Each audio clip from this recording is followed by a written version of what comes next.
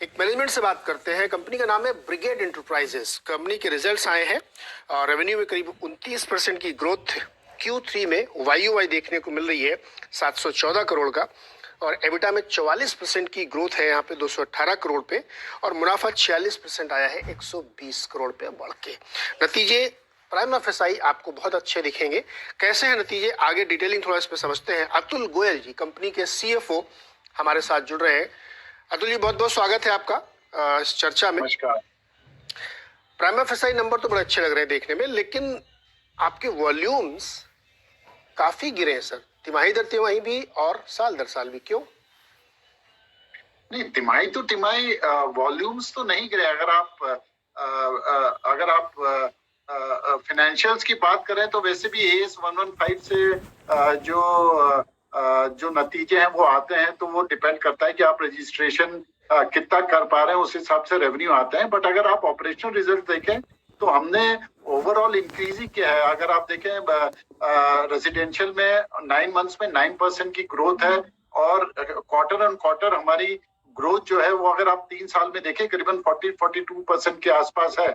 सो operational growth residential में बहुत अच्छी है। लीजिंग में डेफिनेटली थोड़ा सा वेव के बाद और इस पेंडेमिक के बाद थोड़ा सा स्लोनेस आया है, लेकिन हमारा 99% जो है वो जो ओवरऑल कलेक्शन है वो रहा है। और हॉस्पिटैलिटी ऑफ कोर्स सबसे ज्यादा इफेक्टेड एरिया है, बट अब धीरे धीरे हॉस्पिटैलिटी भी रिकवर कर रहा है। तो मेरे को लगता है ओवरऑल कंपनी जो है वो ओवर ग्रोथ पाथ पे आ रही है। तो जो 4 वर्टिकल है उसमें आप कह रहे हैं रेजीज में ठीक हो गया है थोड़ा, और ऑफिस वाले में भी आप कह रहे हैं ठीक ठाक कर रहा है। हॉस्पिटैलिटी में अभी चैलेंज है, और रिटेल और उसमें दोनों में भी थोड़ी थोड़ी दिक्कत है सर। रिटेल तो मेरे ख्याल से जो बिजनेस है वो सबसे ज्यादा बाउंस बैक किया है। मेरे ख्याल से आज की तारीख में आप देखें तो सारे रिटेलर्स जो हमारे पुराने रिटेलर्स थे वो सेल जो है प्री कोविड लेवल पे कर रहे हैं। तो ऑफ कोर्स ये जो थोड़ा सा लॉकडाउन या कर्फ्यू लगाया था इन्होंने वीकेंड का, उससे थोड़ा सा इम्पैक्ट आया, लेकिन अब बेंगलोर में वीकेंड कर्फ्यू भी हट गया है, तो सेल जो है वापस लौट आई है। तो रिटेल जो का बाउंस बैक बहुत बढ़िया है। I think pre covid level sale देखें तो करीब करीब 100% आ गई है। फुटफॉल करीबन 80% के आसपास है, और मल्टीप्लेक्स जो कि अच्छा उनमें रिलीजेस आ रही है वो भी अच्छा कर रहे हैं इस समय। पुष्पा द राइज ने अच्छा किया होगा सर। हाँ जी, मल्टीप्लेक्स के लिए पुष्पा द राइज अच्छा प्रदर्शन किया होगा, उसने काफी कमाई उमाई की। बहुत बिल्कुल बिल्कुल। साउथ इंडिया में तो डेफिनेटली किया है। साउथ इंडिया में तो डेफिनेटली बहुत अच्छा किया। अच्छा, वहाँ हिंदी फिल्में भी चलती है क्या उधर साउथ में खूब? बिल्कुल सर, मैं नॉर्थ का ही हूँ और बेंगलोर में रहता हूँ। हिंदी फिल्म बहुत चलती है, और बेंगलोर एक कॉस्मोपॉलिटन सिटी है, तो बहुत नॉर्थ के लोग यहाँ पे हैं क्योंकि IT हब है, तो बहुत अच्छा चलता है। हाँ, बहुत सारे PVR से हम जब बात करते तो बता रहे थे, बहुत सारी उनकी फिल्में लाइंड अप है जो बिग बजट वाली बड़ी बड़ी फिल्में आने वाली हैं, और अब तो चूंकि बंद भी नहीं तो खुलेगा। सर, जो आपका रेजी सेगमेंट है वो बहुत अच्छा कर रहा है पिछले 1-1.5-2 सालों से, कंट्री वाइड भी, और रियल एस्टेट में एक बहुत बड़ी रैली हम लोगों ने देखी है। मुझे थोड़ा सा ये समझाइए, चूंकि खासतौर पर साउथ का मार्केट बेंगलोर और उसके पेरिफेरी में काफी बेहतर माना जाता है, क्योंकि वो कभी उतना ब्रांड भी नहीं था, इसलिए उसमें ज्यादा उस तरह के इम्पैक्ट भी नहीं आता एज कम्पेयर टू मुंबई वाला जो मार्केट बहुत बहुत ही इन्फ्लेटेड दिखता है। प्राइसिंग आप लोग अभी वहां पे किस तरह की कर पा रहे हैं, और पिछले 2-3 क्वार्टर में प्राइसिंग में क्या इंक्रीज हुआ है?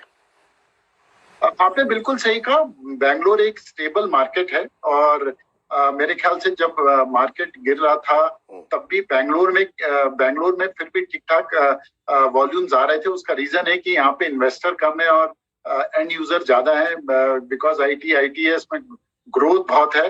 तो मेरे को लगता है कि प्राइस इंक्रीज थोड़ा सा चैलेंज रहता है। जो आप प्राइस इंक्रीज या डिक्रीज जो फ्लक्चुएशन है आप MMR रीजन या NCR में देखेंगे, वो आपको बेंगलोर में नहीं मिलेगा। एक स्टडी मार्केट है।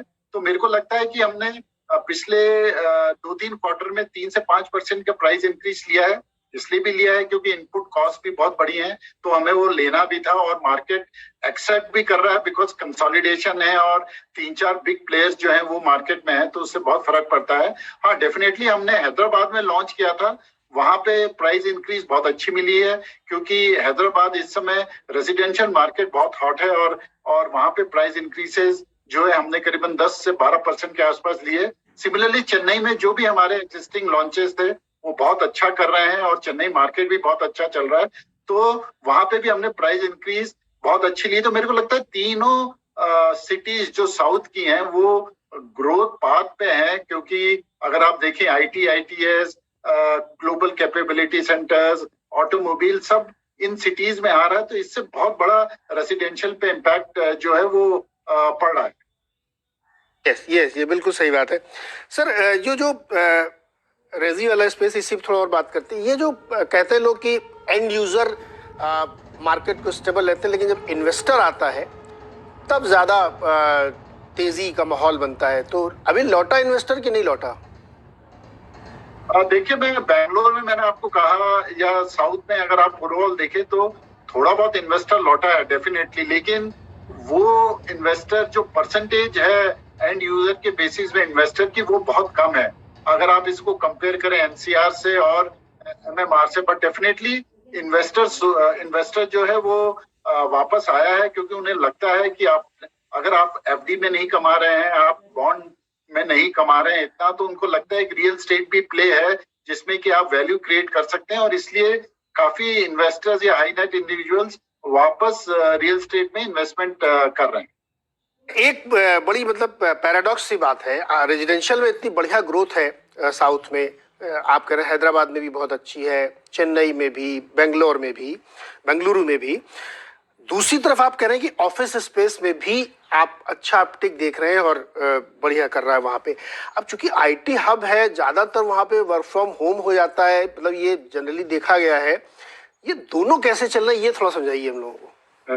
देखिए, ये बिल्कुल पैराडॉक्स है, आप बिल्कुल मानते हैं। अगर देखिए, अभी कंपनीज जो है ओवरऑल इंडिया में कंफ्यूज हैं कि आगे कैसे चलना है। हाँ। क्या आप किस तरह से 100% लोगों को ऑफिस बुलाएंगे या कुछ लोगों को ऑफिस बुलाएंगे, किस तरीके से ऑपरेट करेंगे, अभी कंपनीज भी क्लियर नहीं है और रेजिस्टेंस भी है एम्प्लॉयज का।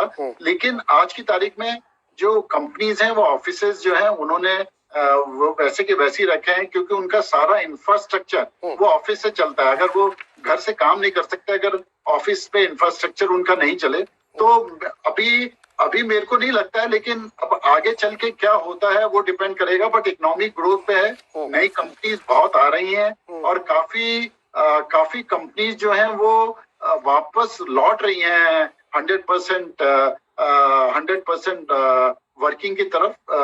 तो मेरे को लगता है ये धीरे धीरे जो है ये नॉर्मलसी आ जाएगी। देखिए, हमने इस बार 0.4 मिलियन जो है नया लीजेस किए हैं, इंस्पाइट कि हम थर्ड वेव के बीच में है। तो मेरे को लगता है ऑफिस वापस आएगा, ऑफिस की डिमांड कहीं नहीं जाने वाली। और देखिए, पहले जो ऑफिस की डेंसिटी थी वो बहुत ज्यादा हाई थी, वो धीरे धीरे कम होगी, वापस डेंसिटी जो है वो मोर देन 100 स्क्वायर फीट पे लेके आएंगे। तो मेरे को लगता है कि ये सबसे जो है ऑफिस का प्ले जो है वो बिल्कुल वाजिब है।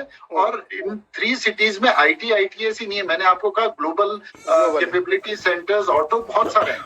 करेक्ट। तो जैसा कि गोयल साहब बता रहे हैं कि दोनों चल रहे हैं और ये इकोनॉमी के लिए बहुत अच्छी खबर है कि ऑफिस भी खुल रहे हैं और घर भी खूब बिक रहे हैं, लोग घरों से भी काम कर रहे हैं। गोयल साहब, एक बहुत छोटा सा जवाब चाहिए मुझे।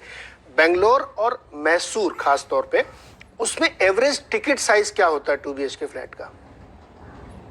2 BHK साइड का डिपेंड करता है, बट आपको 40 से 50 लाख के बीच में 2 BHK फ्लैट आराम से मिल जाएगा। अगर आप अफोर्डेबल हाउसिंग में जाएंगे तो 45 लाख के नीचे 100% मिल जाएगा। डिपेंड करता है कि लोकेशन क्या है किसी भी प्रोजेक्ट की, बट 40 से 50 लाख के अंदर आपको आराम से 2 बेडरूम मिल जाएगा दोनों शहरों में।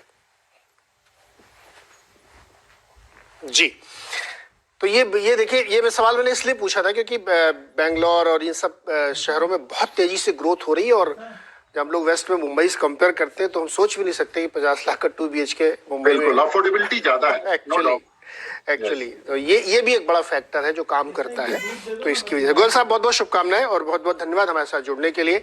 नेक्स्ट क्वार्टर में हम लोग फिर बात करेंगे, देखेंगे किस तरह की ग्रोथ और हुई है।